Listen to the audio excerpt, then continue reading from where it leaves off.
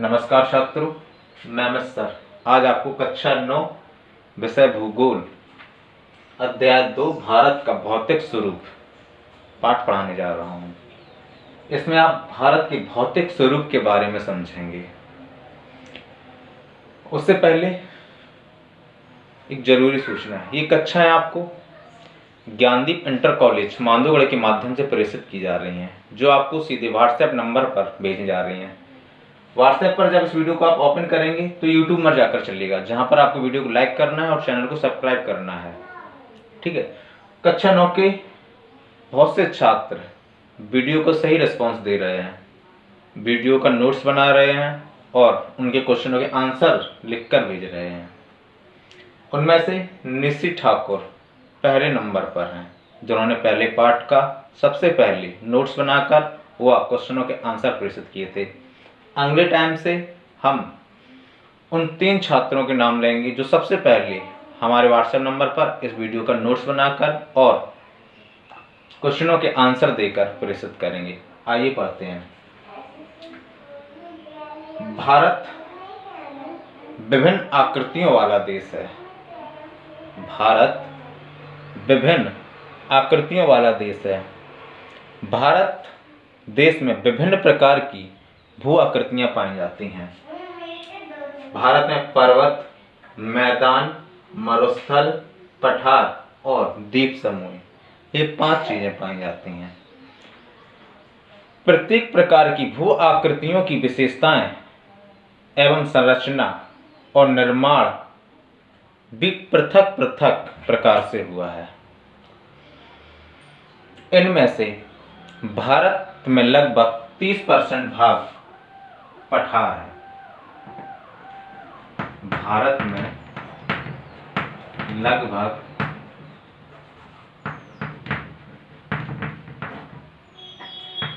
अगर प्रतिशत की बात करें, पठार, मैदान और मरुस्थल, अगर इनको 100% मान लिया जाए तो इनमें से पहाड़,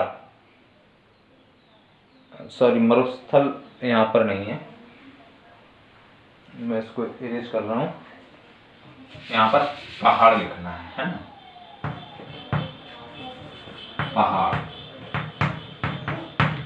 तो अगर ये देखा जाए तो भारत में 30% भाग पहाड़ है, 30% भाग पहाड़ है और 27% भाग पठार है। 27% भाग पठार है। शेष 43% भाग मैदानी भाग है। मैं ये जैसा बोल रहा हूँ आपको वैसा ही हूबहू नोट्स बनाने हैं, है ना, वैसे ही आप लिखते जाएंगे। भारत के तल से, जमीन से 200 किलोमीटर नीचे पृथ्वी पर आंतरिक प्लेटें पाई जाती हैं, जिनके नाम व जिनकी संरचना यहाँ पर दी गई है।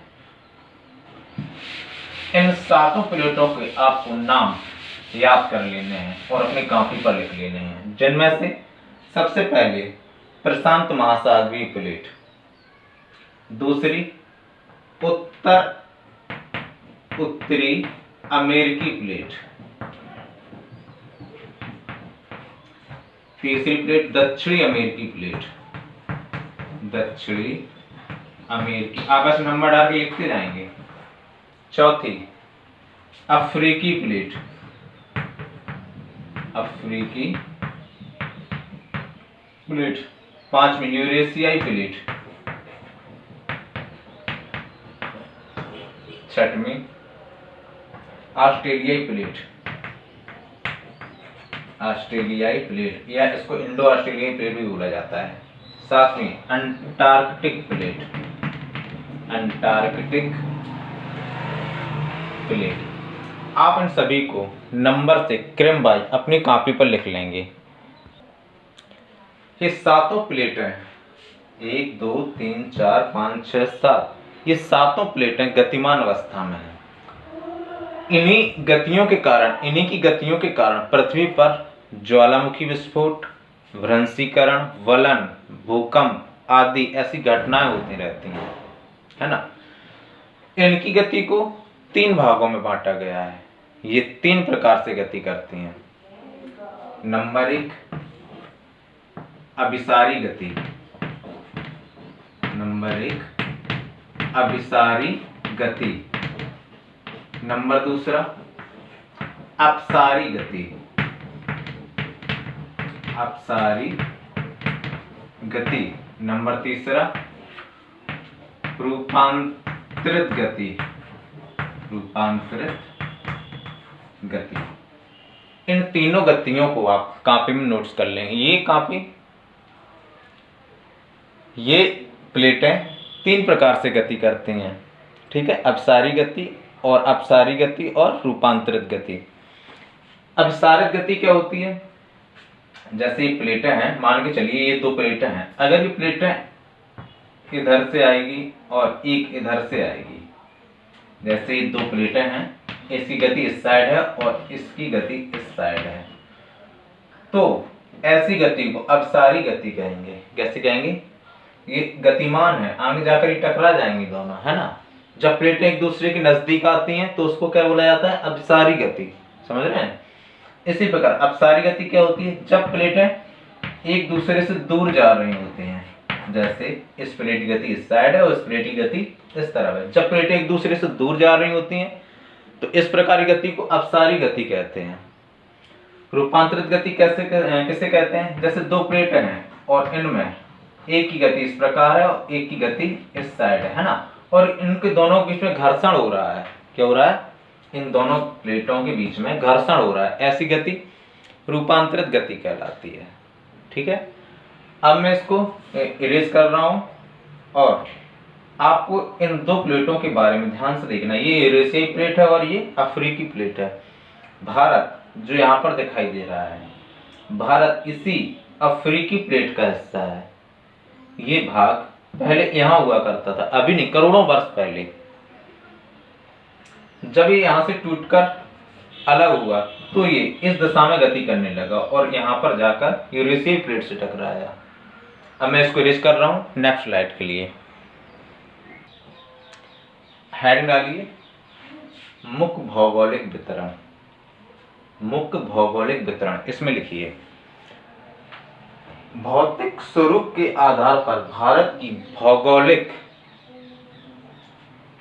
भौतिक स्वरूप के आधार पर भारत की भौगोलिक स्थिति को निम्नलिखित वर्गों में विभाजित किया गया है।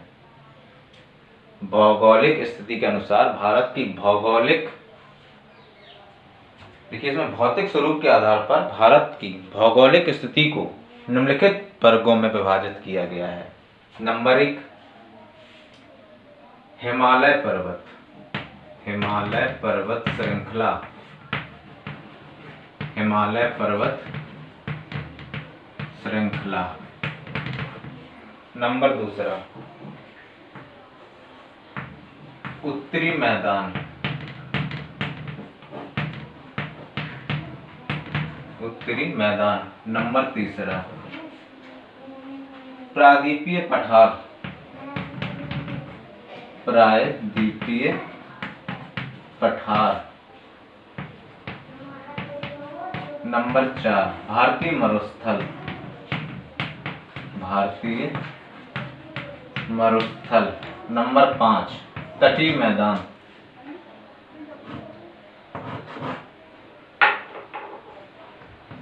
तटीय मैदान। नंबर 6 द्वीप समूह। नंबर 1 हिमालय पर्वत श्रृंखला। नंबर 2 उत्तरी मैदान। नंबर 3 प्रायद्वीपीय पठार। नंबर 4 भारतीय मरुस्थल। नंबर 5 तटीय मैदान। नंबर 6 द्वीप समूह। हिमालय पर्वत श्रृंखला इस जगह पर स्थित है भारत के, याद रखना है। उत्तरी मैदान गंगा और यमुना के बीच का मैदान है ना, जैसे कि ये वाला भाग पूरा उत्तरी मैदान कहलाता है, ठीक।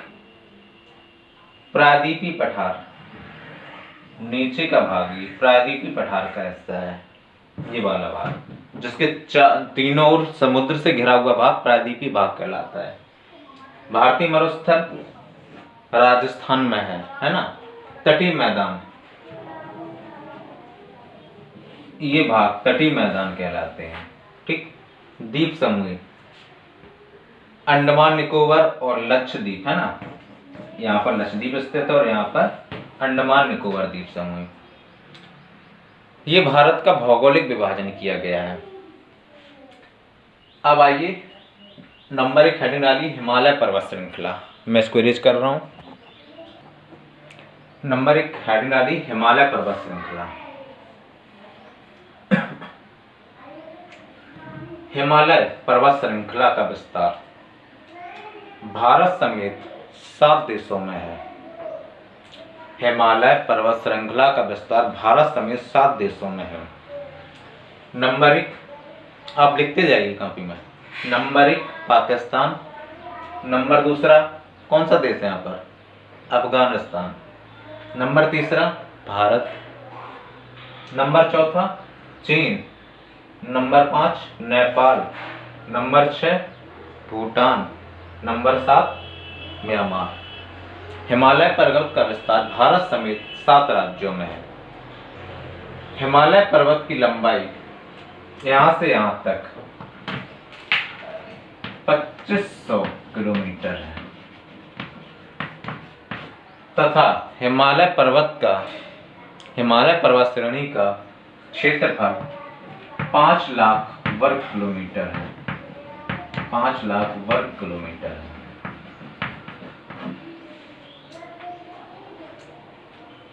हिमालय पर्वत पूर्व में हिमालय पर्वत अरुणाचल प्रदेश से जम्मू कश्मीर तक भारत में फैला हुआ है। अरुणाचल प्रदेश से इसका विस्तार नीचे म्यांमार की तरफ दक्षिण की तरफ हो गया है। इधर उत्तर में हिमालय पश्चिम की तरफ मुड़ गया है। उत्तर हिमालय कहाँ मुड़ गया? पश्चिम तक, जिसको पाकिस्तान में सुलेमान पहाड़ी के नाम से जाना जाता है। सुलेमान पहाड़ी के नाम से। तथा अफगानिस्तान में हिंदू कुश पर्वत श्रृंखला के नाम से जाना जाता है। अफगानिस्तान में हिंदू कुश पर्वत श्रृंखला के नाम से जाना जाता है। हिंदू कुश पर्वत श्रृंखला के नाम से। इसके बाद इसको जो इसकी शाखा म्यांमार में गई है, म्यांमार में इसको अराकान पर्वत श्रृंखला के नाम से जाना जाता है। अराकान बरुआ। म्यांमार में इसको अराकान बरुआ नाम के अराकान योमा बरुआ नहीं है, सॉरी, अराकान योमा नाम से जाना जाता है। ठीक है। और अरुणाचल प्रदेश में इसको पटगोई बुम के नाम से जाना जाता है। पटगोई बुम अरुणाचल प्रदेश में। ठीक है। इसके बाद इधर कौन सा राज्य है? नागालैंड, है ना। नागालैंड में इसको नागा पहाड़ियों के नाम से जाना जाता है। इधर कौन सा है? मणिपुर। मणिपुर में इसको मणि पहाड़ी के नाम से जाना जाता है। मिजोरम में इसको मिजो पहाड़ी के नाम से जाना जाता है। हिमालय पर्वत का विस्तार मिजोरम के तुरंत नीचे क्या है? बंगाली खाड़ी है ना। इसके बाद इसका भाग समुद्र में डूबा हुआ है। ये अंडमान निकोबार द्वीप समूह में जो द्वीप बने हुए हैं, ये वास्तव में इसी हिमालय का भाग है। यहाँ पर जो अंडमान निकोबार द्वीप समूह जो द्वीप उभरे हुए हैं, वो वास्तव में इसी हिमालय का भाग है, जो आगे जाकर समुद्र से ऊपर दिखाई देने लगे हैं। ठीक है।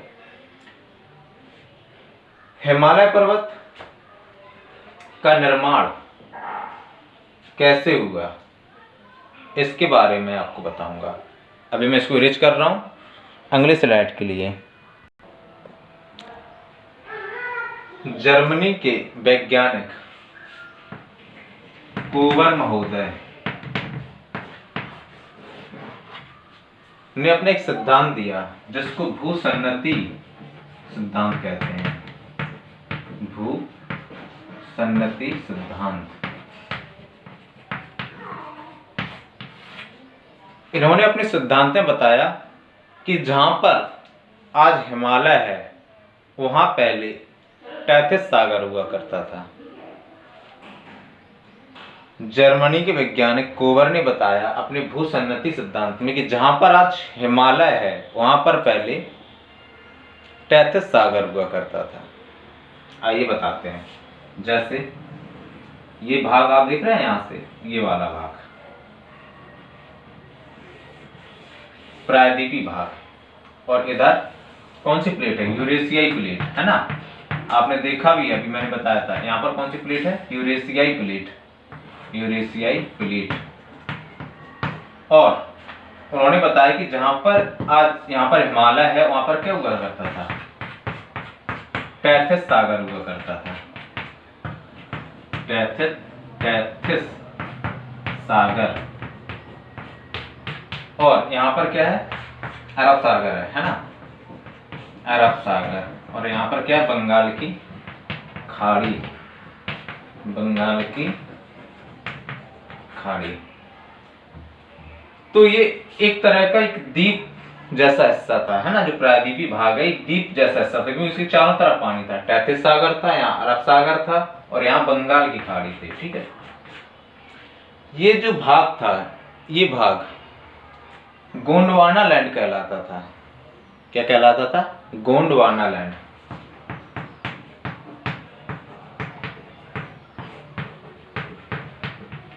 ये अफ्रीकी प्लेट का हिस्सा था। अफ्रीकी प्लेट से टूटकर ये उत्तर पूर्व दिशा में प्रवाहित होने लगा। उत्तर पूर्व दिशा में प्रवाहित होने लगा। इसकी गति इस तरफ होने लगी, और यहां से बहुत सारी नदियां यूरेशियाई प्लेट से इस टैथिस सागर में गिरती थी, और गोंडवाना लैंड से भी गिरती थी। नदियां अपने साथ क्या लेकर जाती हैं? मिट्टी, बालू, अवसाद, है ना। तो ये प्रक्रिया करोड़ों वर्षों तक चली। यहां से बहने वाली नदियों ने इस टैथिस सागर में करोड़ों वर्षों तक मिट्टी, बालू, पत्थर, है ना, इसमें डाले।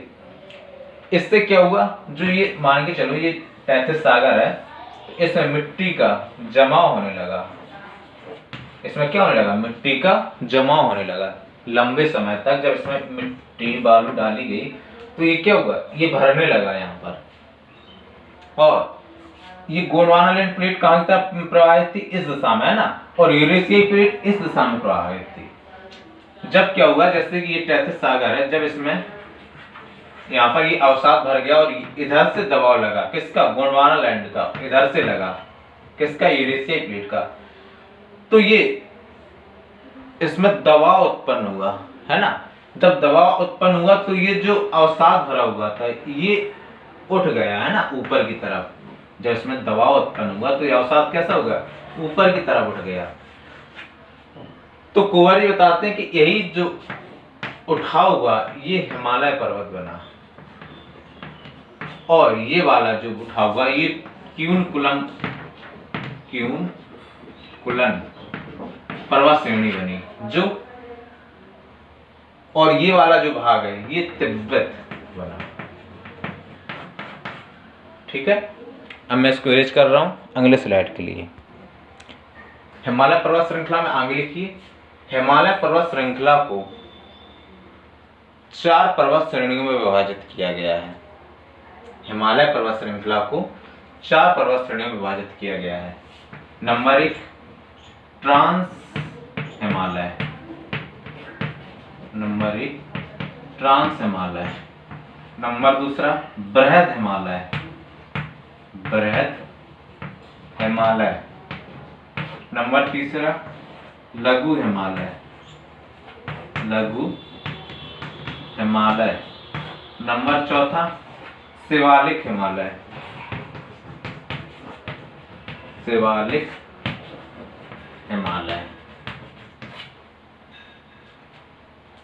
आज के लिए इतना ही। आगे वीडियो में हम ट्रांस हिमालय, बृहद हिमालय, लघु हिमालय और शिवालिक हिमालय के बारे में पढ़ेंगे, ठीक है।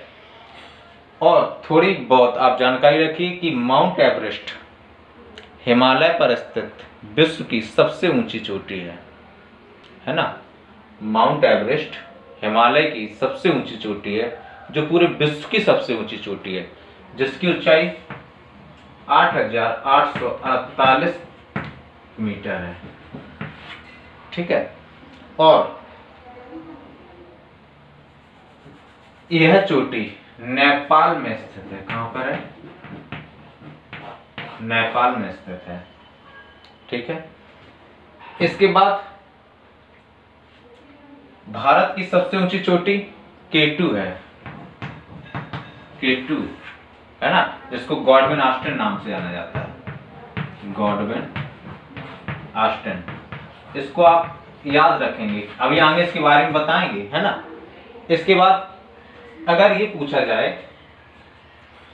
कि हिमालय पर स्थित भारत की सबसे ऊंची चोटी, हिमालय पर स्थित भारत की सबसे ऊंची चोटी कंचनजंगा है। कंचनजंगा है ना, जो सिक्किम राज्य में है। किसमें है? सिक्किम राज्य में। और ये K2 गॉडविन ऑस्टिन कहां थी? जम्मू कश्मीर राज्य में, ठीक है। आज के लिए इतना ही, धन्यवाद।